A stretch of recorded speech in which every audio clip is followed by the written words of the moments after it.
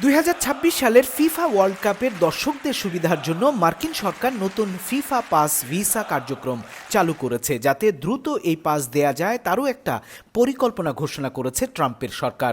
এই উদ্যোগের মাধ্যমে ফুটবল প্রেমীরা শুধু টিকিট কাটলেই দ্রুত মার্কিন ভিসার জন্য আবেদন করতে পারবেন এবং অগ্রাধিকার ভিত্তিতে সাক্ষাৎকারের সুযোগ পাবেন। ফলে বিভিন্ন দেশের আগ্রহী দর্শক প্রতিদিনের দীর্ঘ ভিসা প্রক্রিয়া ছাড়াই বিশ্বের সবচেয়ে বড় ফুটবল উৎসব উপভোগ করতে পারবেন খেলার মাঠে বসেই। তবে শুধুমাত্র টিকিট কাটলেই ভিসা নিশ্চিত হবে না। পাসপোর্টের মেয়াদ কমপক্ষে 6 মাস থাকতে হবে এবং নিরাপত্তা যাচাই ও অন্যান্য প্রক্রিয়াও একইভাবে হতে হবে। বিশেষ করে 42টি দেশের নাগরিকরা স্টারের মাধ্যমে যুক্তরাষ্ট্রে ভ্রমণ করতে পারলেও অন্য দেশগুলোর ভক্তদের জন্য সাধারণ B1 ও B2 ভিসা ছাড়াও ফিফা পাসের মাধ্যমে অগ্রাধিকার ভিত্তিতে ভিসা নিতে পারবেন।